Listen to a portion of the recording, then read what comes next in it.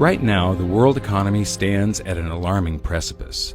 But would it surprise you to learn that the events of today are nothing new? Give me the next few minutes, and I'll show you that there are cycles to history that can not only allow you to see the future, but to make preparations for the very predictable outcomes. You're about to discover that huge financial gyrations, inflation, loss of personal freedom, and out-of-control government are all things that we have been warned about for centuries and are the direct consequences of the monetary system itself. In fact, most world history is determined by monetary history. So what lessons can we take from the past to help us navigate the perfect economic storm that awaits us?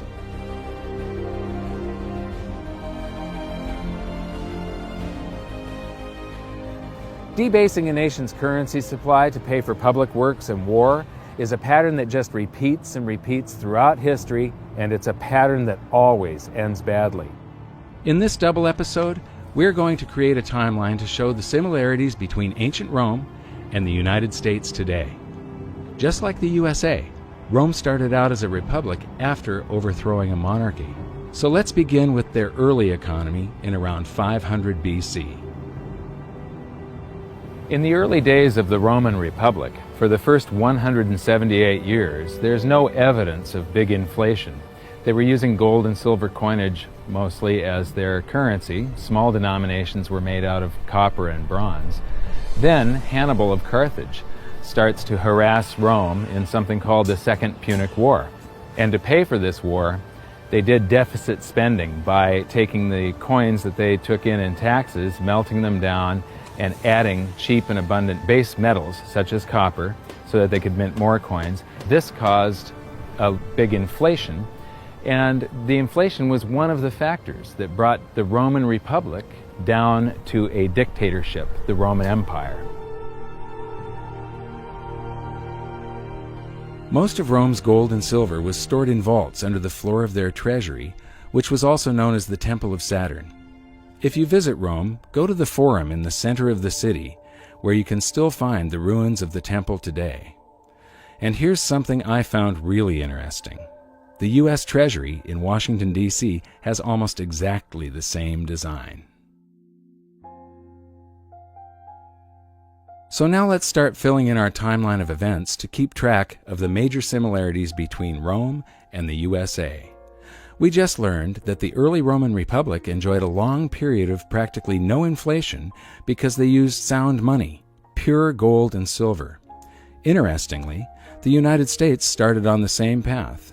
From the late 1700s to the early 1900s, prices were very stable thanks to laws that mandated the use of gold and silver as money, and our people were not robbed by inflation. But in both instances, it was the ongoing debasement of the money for war spending and public works that led to economic chaos. Tell us the parallels between Rome and what's happening in the United States today. Well, they're obviously two very different societies, but there are some broad parallels. Rome was a republic. They made sure they had two people each year who were the rulers, the consuls. They always changed because the Romans were worried. They'd had a monarchy before, very unpopular. They overthrew it, so they didn't want anyone getting too many powers. What did in Rome? No surprise, excessive taxation and debasing the money. When you look at the coinage, it started out being an exact measure of copper for the sestertii and silver for the denarii, and by the time it was all over, worth absolutely nothing with perhaps a wash of silver to make it look like the original thing, which is exactly what we're doing now. So these patterns repeat themselves. They always repeat themselves. The Romans were the first culture to understand that a currency maintains its value because of its rarity. Julius Paulus once said, "This device, being officially promulgated, circulates and maintains its purchasing power not so much from its substance as from its quantity." Even still, the Romans never stopped churning out more currency, just like the USA today and the ancient Greeks before them. But in their race to debase, the Romans came up with some new twists of their own. The first of these twists was coin clipping. Whenever a Roman would enter a government building, they'd simply clip the edge off of their gold or silver coin. They would save up all of those clippings, melt them down, and mint more coins, expanding the currency supply. And when that wasn't enough, they developed the art of revaluation, where you just take a coin and you stamp a new value on it. You got 100! That's simple. The move away from precious metals to something less than precious metals, and the Roman Empire famously clipped their coins. This was a debasement of the currency. There wasn't a paper currency, but it was a debasement of the currency. In the US, there's a very interesting phenomenon going on where they're not clipping coins, but when you go to the supermarket, you find that the portions of the items at the supermarket on sale are shrinking. You know, the servings on various other consumer products are getting smaller and smaller, but this price is the same. So it's very similar to that old Roman coin clipping trick from 2,000 years ago. It's another form of currency debasement, but it's hidden through cardboard and marketing and fancy presentation, but the people are nevertheless having their currency debased. So why should you care about this? The quality of a society is directly proportional to the quality of its money. Stable money leads to stable prices, which leads to a stable society, whereas debasement of the currency leads to the demise of empires. The major reason for Rome's ongoing currency debasement was to pay for their ever-expanding empire and never-ending wars. The precious metals content of their coinage fell further and further until it had next to no connection with the pure gold and silver that had initially provided them with a stable economy. Cut to today, and we see the same pattern. Up until the outbreak of World War I, the United States had very high levels of precious metals in its coinage, and treasury notes were backed by gold at a 1-to-1 ratio. From there, the USA debased its currency more and more to pay for World War II, the Korean War, and then the Vietnam War, until finally, the link between gold and the US dollar was severed completely. For those new to the series, let's revisit the pivotal event that has managed to sneak under the radar of modern historians as nothing more than a side note, even though it will have repercussions for generations to come. It was an unprecedented act of global debasement by a modern wannabe emperor that would make any Roman ruler hang his head in shame. Most people think that President Nixon's criminal activities were limited to wiretapping and spying on the competition. But his greatest crime came on August 15, 1971, when he severed the last ties between the dollar and gold, when he ended the Bretton Woods system. I have directed Secretary Connally to suspend temporarily the convertibility of the dollar into gold or other reserve assets, except in amounts and conditions determined to be in the interest of monetary stability and in the best interest of the United States. The Bretton Woods system tied all of the world's currencies to gold through the US dollar. But instead of running out and hanging the guy when he took the world off of gold, the world just yawned and accepted that we were now on a fiat currency system, that we were now on this infinitely expanding system, that we no longer had money, we had currency. Money should be a fixed measure of value. It's like 5,280 feet in a mile, or 12 inches in a foot. I gave the example. Imagine trying to build a house, say 2,500 square feet. If the foot changed each day, it was 12 inches one day, 10 the next, 20 the next. Very hard to do if that's changing. Or the clock. The 60 minutes an hour. Imagine if they floated the clock. So you had 60 minutes an hour one day, 30 the next, 90 the next. You'd soon have to have hedges, derivatives, futures to figure out how many hours you're working. You're baking a cake. I love this example. And it says bake the batter for 45 minutes. Then you have to figure out, is that inflation-adjusted minutes? Is it a California minute, a Nevada minute? Just makes life infinitely complicated. So when you have a fixed measure, when you go to the market, you assume if you're getting 16 ounces of liquid, it's 16, not 13, not 18. Just makes commerce, which is the source of wealth, people doing things with each other, infinitely easier. It is very odd that we've established a situation where what people do is scramble to borrow liabilities. Certainly, I guess, the most attractive liability in the world, or put a different way, the most attractive free trading lie on the planet is the US dollar. We joke in investment conferences it's the worst currency in the world, except all the others. If you're going to trade in a lie, it better be a liquid lie. What the United States dollar has going for it is the most liquid lie in the world. I mean, if you think about the advantage that we have now, yes, it's a horrible thing to do morally, but what we do is amazing. It's amazing that we can get away with this. We print a lie, a dream, on a piece of paper, and we ship it to Brazil, and they send us coffee. And we ship the same lie to Germany, and they send us a Mercedes. And we ship the same lie to Japan, and they ship us a stereo. It's actually a pretty cool deal. I mean, I feel bad about it in a sense, but it's grandly amusing in a sort of a cosmic sense. You just need to understand that somehow, sometime, some way, there's going to be a reckoning. The dollar's involved worldwide as a major currency, so it's 1/2 of everything we do. And it has no definition. I used to get a charge out of asking Bernanke and Greenspan, define a dollar. And, they can't define a dollar. In the old days, it was a weight of silver, a weight of gold, and that's what it was supposed to be according to the Constitution. Well, Dr. McCracken, not being an economist, can you explain to me briefly how in the world do you determine what a value of a dollar is in relation to a French franc, for instance, if you can't convert that dollar into gold? What standard do you have? What is it worth at all? You determine that's going to be determined in the marketplace, just as really largely it has already. So well, what is this going to do then to, for instance, the speculator in gold? How is this going to affect him? Is the price going to drop or rise? The official price of gold, of course, has not been changed. That was not a part of this program at all, nor is that contemplated. Well, maybe they should have contemplated what was likely to happen, because for anyone who had studied history, the outcome was perfectly clear. Rather than help the economy, Nixon's actions made things a lot worse, and the public started feeling the effects of inflation much more acutely.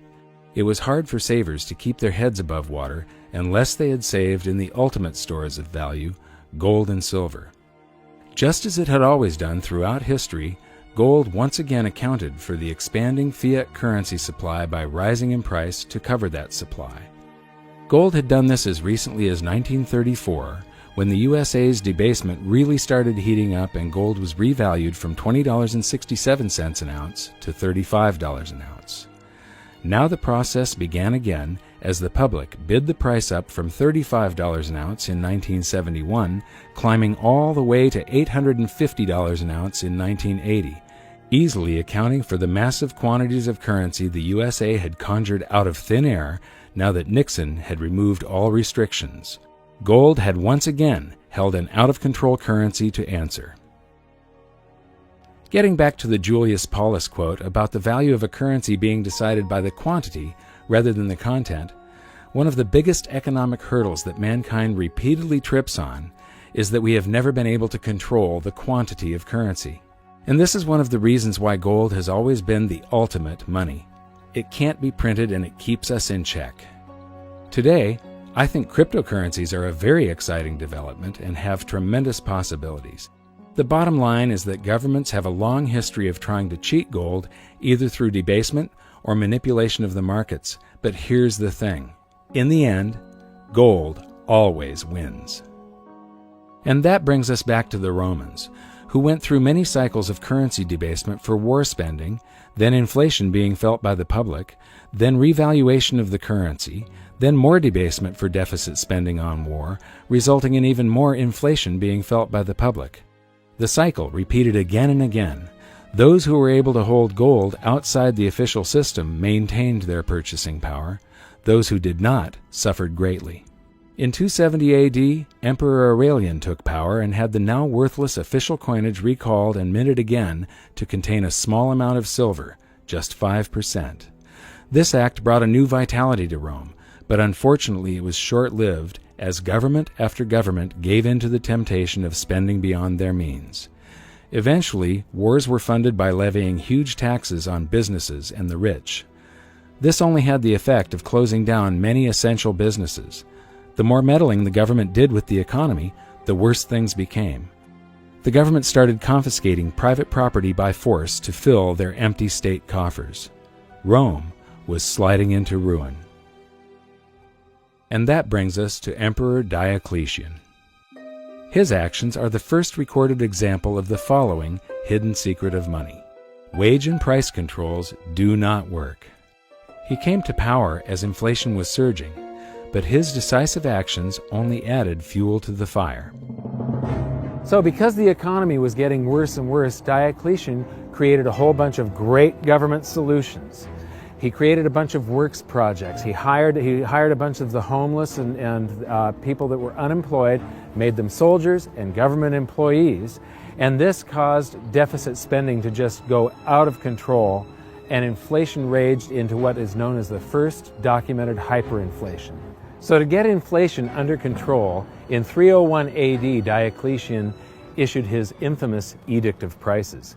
This was a massive volume of a list of all of the wages and the prices people could charge for goods and services. And it was all enforced under the penalty of death. So what happened was instead of risking your life to sell something at a profit so that you could stay in business, people just closed up shop. Instead of doing a job that was listed in the book that was below a living wage, people quit their chosen career and tried to pursue a job that wasn't listed in the book. The result of this was that Diocletian came out with a law that said every son had to go into his father's business under the penalty of death. When governments start meddling with an economy, the result is always the same. Prices become distorted. This is a huge danger because prices act as a signal for an economy. They indicate to producers and buyers where true value lies. The outcome is always economic turmoil, shortages, and black markets. We've seen what happened to gold when Nixon started his economic interference. So now let's go back and see what happened when Diocletian started his jumbo-sized meddling with the economy. We know when Diocletian created the Edict of Prices that the price of gold was 50,000 denarii per pound. And then we also know from transaction receipts around 50 years later, the price of gold had risen to 1,200,000,000 denarii per pound. That's a 42,400% hyperinflation over a 50-year period. That would be similar to if gold was $35 an ounce 50 years ago. Today, 1 ounce of gold would be about $1.5 million. Another analogy that I can make is if an average family car was about $2,000 50 years ago, today it would be selling for $85 million. Just imagine $85 million on the windshield of a car at a car lot. That's the type of inflation these poor people suffered through. Well, wage and price controls upends an economy, gives more power to the government. What are price controls? Prices are supposed to convey information. That's what markets are about, knowledge and information. So a price will tell you something is dear. Oh, get out and produce more. The price is low. Maybe you're producing too many of it. So it's a way of conveyance of information. So you devote your efforts to something that people want, not what a bureaucrat dictates. So when governments trash the money and your prices, nominal prices are going up, the government response is, oh, they're greedy speculators or merchants or whatever, and so you say you can't charge as much. Well, what that means is you get a black market and you hurt the production of the thing. The idea that government can substitute for people interacting among themselves is preposterous. This pattern of failed price controls is something we see throughout history and across the globe. Skip forward over 1,500 years, and governments still hadn't learned their lesson. During the chaos of the French Revolution, the government issued a set of wage and price controls known as the Law of Maximum, also imposed under the penalty of death. It's worth noting that when wage and price controls are implemented, government always tries to deflect attention away from the problems that it has created itself by shifting the focus to businesses who are labeled as greedy hoarders or price gougers.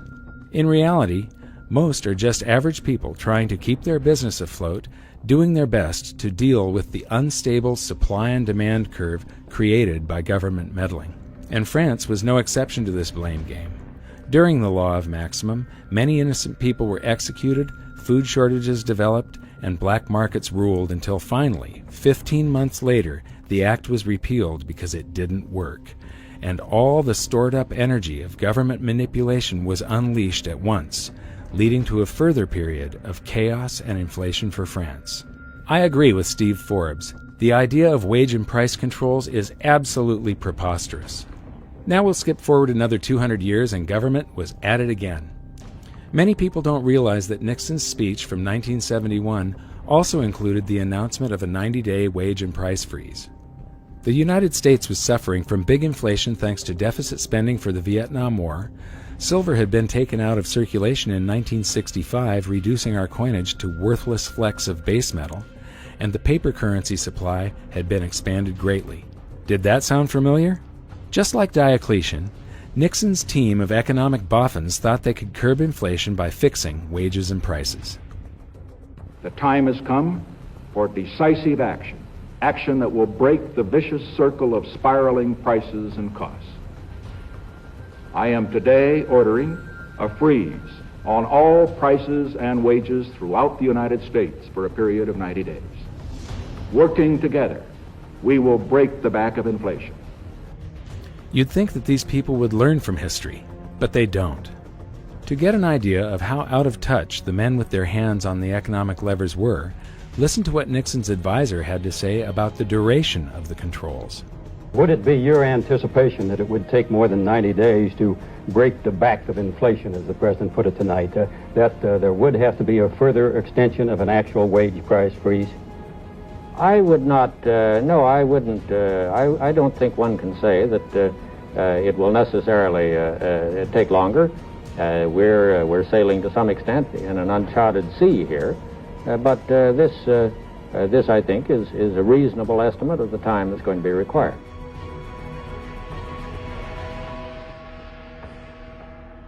Glenn Rather. President Nixon is expected to speak for about 15 minutes on his new economic policies.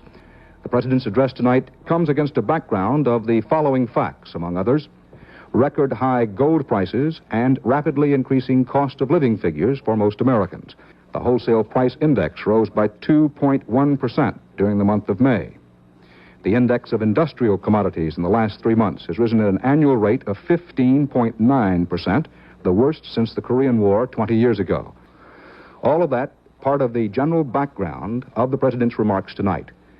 Every American family is confronted with a real and pressing problem of higher prices. And I have decided that the time has come to take strong and effective action to deal with that problem. Effective immediately, therefore, I am ordering a freeze on prices. This freeze will hold prices at levels no higher than those charged during the first 8 days of June. It will cover all prices paid by consumers. What was Albert Einstein saying? What kind of an idiot would do the same thing over and over and expect different results each time? And it's the same pattern that's happened repeatedly, cycle after cycle after cycle after cycle for thousands of years. A country borrows itself into bankruptcy. It creates more money to try to pay its debt. Prices go up. People rebel. The whole system falls apart. And I'm scared about it. Countries collapse over this. They go to war about this kind of thing. Rebellion in the street, overthrows of government, the whole 9 yards. There is nothing to be gained from inflation and everything to lose, and we're going to lose everything. Around the world, people don't seem to realize that government intervention always makes things worse. It's the government manipulating things. Whenever you manipulate something and try and control it over here, and not allow the free markets to balance everything all by themselves, something comes squirting out way over here that you just don't expect. For instance, the dot-com bubble popped in 2000. Alan Greenspan lowered interest rates to try and get the stock markets back up again, and he accidentally created a real estate bubble that's now devastating the world. Back during World War I, They inflated the currency supply tremendously. The Federal Reserve was born just at the beginning of World War I. We added to the currency supply by adding bonds to back our currency along with gold. Then there was this big, it's called the Depression of 1921. It's the single greatest deflation that the U.S. has ever seen. It's bigger than the Great Depression. The contraction of the currency supply was huge. The reason nobody knows about the Depression of 1921, they only know of the stock market crash of 29 and the Great Depression, is because the government did not rush in to save us. The Federal Reserve didn't try to suddenly lower interest rates down to zero. They didn't manipulate the free markets. They let the free markets work. It was horrible for a year. There were bankruptcies and foreclosures. People lost homes and things like that. But the bankruptcies and the businesses that folded, there were new businesses that were more efficient, that grew up to take their place. And when a home gets foreclosed on, it gets resold to somebody else. And yes, it was horrible, but the people that were leveraged out, or the people that weren't in full control of their finances, or the inefficient businesses that were just hanging on by a thread anyway, yeah, they went under. But because the government didn't rush in to save us, and the Federal Reserve didn't try and manipulate the economy, the free markets healed it all, and in 18 months it was a memory. In fact, 10 years later, nobody could even remember the memory. It was gone. Mark Twain is often quoted as saying, "History doesn't repeat, but it sure does rhyme." And as you've seen from this episode, that sure rings true. The wage and price controls, we will probably end up trying this in the United States sometime in the future. And, you know, they tried it during Diocletian. It didn't work. It destroys the economy, and eventually they have to repeal the act. They tried it during the French Revolution. It didn't work. It ruins the economy, and they have to repeal it. Nixon tried it. It didn't work. It ruined the economy, and they had to repeal it. It's not going to work the next time they try it. This stuff just keeps on happening over and over and over again, and part of it is caused by the 4-year election cycle. All of the politicians are worried about what's going to happen on their watch, and they push all the problems forward to the next administration. They really don't care what's going to happen out in the future. They care what's happening, you know, how they're remembered. So I'm expecting this to happen in the United States sometime. Right now I'm expecting a deflation, but when we get to big inflation or hyperinflation, you can pretty much count on the fact that they're going to make the same stupid mistakes, because politicians do not read monetary history. This is just the beginning of the similarities between ancient Rome and the USA. In the next episode, we're going to focus on some more amazing events that are echoing throughout history to today. And we'll see what the future holds for the United States if we continue down the same path so many societies have gone before.